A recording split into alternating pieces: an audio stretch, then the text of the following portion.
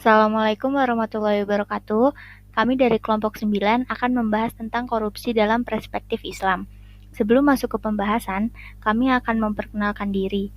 Saya Utria Puji Lestari dengan NPM 2021 43502694 dan teman saya Syarifah Gibrina Alaida dengan NPM 2021 43501758. Di pembahasan materi, ada faktor terjadinya korupsi, dampak korupsi, pencegahan kejahatan korupsi, dan yang terakhir ada peran mahasiswa dalam penanggulangan tindak korupsi. Lalu masuk pembahasan tentang korupsi. Definisi korupsi dalam Al-Quran adalah segala tindakan yang merugikan orang lain dengan cara memakan harta yang haram, menyuap, mencuri, melanggar janji, mengkhianati amanat, serta berdampak merusak kepentingan umum atau kehidupan secara besar. Terdapat ayat Al-Quran di surat Al-Baqarah ayat 188 yang artinya, dan janganlah kamu makan harta di antara kamu dengan jalan yang batil, dan janganlah kamu menyuap dengan harta itu kepada para hakim dengan maksud agar kamu dapat memakan sebagian harta orang lain itu dengan jalan dosa, padahal kamu mengetahui. Lalu ada faktor terjadinya korupsi. Yang pertama ada pengakuan. Hal tersebut berkaitan dengan pengungkapan atas kecurangan dan sifatnya hingga mengarah kepada hukuman yang akan diberikan kepada pelaku. Lalu yang kedua ada keserakahan. Semakin tinggi tingkat keserakahannya, maka akan semakin tinggi pula kecenderungan seseorang individu dapat melakukan kecurangan, salah satunya yaitu korupsi. Lalu yang ketiga ada kesempatan. Pada faktor kesempatan ini berkaitan dengan suatu keadaan yang timbul hingga dapat menyebabkan keterbukanya jalan atau nilai bagi seseorang untuk melakukan korupsi. Lalu yang terakhir ada kebutuhan. Dalam hal ini kebutuhan adalah sesuatu yang berdasar dan faktor yang berkaitan dengan sesuatu yang dibutuhkan oleh individu untuk menjalani hidup. Jenis-jenis tindak pidana korupsi dalam Islam. Yang pertama ada ghuhlul atau pencurian, yaitu mengambil sesuatu dan menyembunyikannya dalam hartanya. Tindakan curang dan hianat terhadap harta-harta lain, seperti tindakan penggelapan terhadap harta milik bersama kaum muslim, harta bersama dalam suatu kerja bisnis, dan lain-lain. Yang kedua ada rishiwah atau penyuapan, yaitu suatu pemberian yang diberikan kepada seseorang untuk hakim, petugas, atau pejabat tertentu dengan tujuan yang diinginkan kedua belah pihak, baik pemberi maupun penerima. Yang ketiga ada ghasab atau mengambil harta orang lain.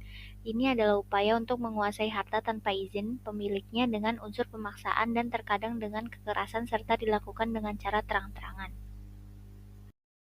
Selanjutnya yang keempat ada khianat atau pengkhianatan, yaitu sikap ingkar seseorang saat diberikan kepercayaan seperti tindakan pembantaian terhadap kaum muslim atau sikap menampakkan permusuhan terhadap kaum muslim. Yang kelima ada sarika atau mencuri, yaitu mengambil harta hak milik orang lain dengan cara yang sembunyi-sembunyi terhadap harta yang seharusnya dijaga baik, sementara harta itu tersimpan di tempat yang seharusnya.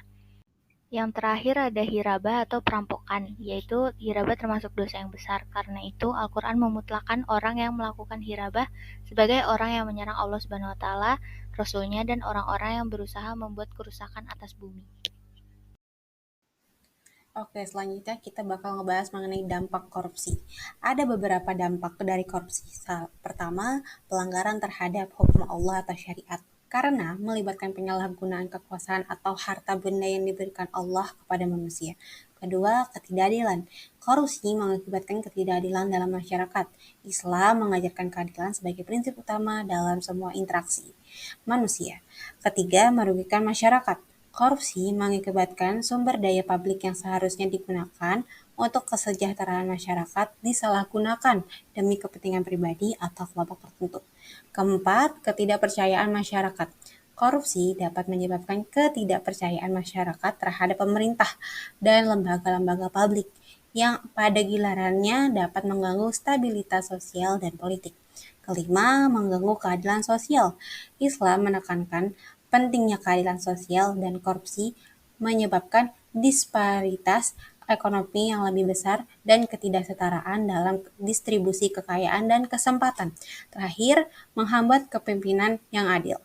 Korupsi dapat menghalangi munculnya pemimpin yang adil dan berintegritas karena sistem yang korup dapat mendiskriminasikan mereka yang bersikap jujur dan bertanggung jawab. Baik, setelah kita membahas dan memahami mengenai dampak buruk korupsi dalam pandangan agama Islam, sekarang kita masuk ke bagian tidak kalah penting, yaitu bagaimana cara kita mencegah kejahatan korupsi. Pencegahan kejahatan korupsi adalah upaya yang dilakukan untuk mencegah terjadinya tindakan korupsi sebelum terjadi. Pencegahan ini melibatkan berbagai strategi dan tindakan yang bertujuan untuk mengurangi peluang dan motivasi untuk melakukan korupsi. Sedangkan dalam pandangan Islam, pencegahan korupsi didasarkan pada prinsip-prinsip moral dan etika yang kuat yang tertanam dalam ajaran Al-Quran dan hadis. Berikut adalah beberapa langkah pencegahan korupsi dalam perspektif agama Islam. Pertama, pendidikan dan penanaman nilai agama. Mendidik dan menanamkan nilai agama harus dilakukan sejak anak-anak masih dini dengan mengajarkan kejujuran, integritas, dan keadilan. Yang kedua, pemahaman dan pengamalan ajaran Al-Quran dan hadis. Ketika kita paham mengenai ajaran Al-Quran dan hadis, serta mampu mengamalkannya, kita jadi tahu bahwa keduanya secara tegas melarang korupsi. Yang ketiga, penerapan prinsip amanah dan tanggung jawab. Dengan menerapkan prinsip amanah dan tanggung jawab, serta menyunting ketakwaan dan integritas, kita jadi bisa mencegah korupsi. Yang keempat, sistem pengawasan dan akuntabilitas. Dengan adanya sistem pengawasan yang ketat, akuntabilitas yang tinggi, dan hukum yang tegas bagi pelaku korupsi, diharapkan dapat mencegah terjadinya korupsi. Yang kelima, penegakan hukum yang adil dan tegas. Dengan menegakkan hukum yang sesuai bagi para pelaku korupsi sebagai efek jerah, serta memastikan sistem hukum yang tidak pandang bulu dalam menindak kasus korupsi. Keenam, kepemimpinan yang berintegritas. Seorang pemimpin harus menjadi teladan dalam hal integritas dan anti korupsi, dengan memiliki komitmen yang kuat dari para pemimpin untuk menjalankan pemerintahan yang bersih dan transparan. Terakhir, 7. Pemberdayaan masyarakat. Dengan mendorong partisipasi masyarakat dalam pengawasan dan pelaporan kasus-kasus korupsi, mampu meningkatkan kesadaran masyarakat akan bahaya dan dampak negatif korupsi. Setelah kita membahas bagaimana cara mencegah korupsi dari perspektif Islam, sekarang kita masuk ke topik baru, yaitu membahas tentang peran mahasiswa dalam penanggulangan tindak korupsi.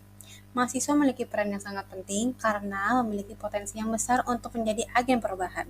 Mereka dikenal sebagai kelompok yang kritis, berpendidikan, dan memiliki semangat yang idealisme. Melalui peran aktif mereka, mahasiswa dapat mendorong perubahan dalam penanggulangan tindak pidana korupsi. Dengan pendidikan yang tepat, partisipasi yang aktif, dan integritas yang tinggi, mereka dapat menjadi garda terdepan dalam perang melawan korupsi. Langkah selanjutnya adalah memperkuat peran ini melalui pendukungan dari berbagai pihak dan peningkatan kapasitas mahasiswa. Dalam menutup presentasi ini, mari kita renungkan kata-kata dari surah Al-Baqarah ayat 42, dan janganlah kamu campur adukkan yang benar dengan yang batil, dan janganlah kamu sembunyikan yang benar sedangkan kamu mengetahui. Pesan ini mengingatkan kita akan pentingnya integritas dan kejujuran dalam segala aspek kehidupan, termasuk dalam memerangi korupsi. Mari kita bersama-sama menolak segala bentuk korupsi dan berkomitmen untuk menjaga kejujuran dalam tindakan kita. Terima kasih. Wassalamualaikum warahmatullahi wabarakatuh.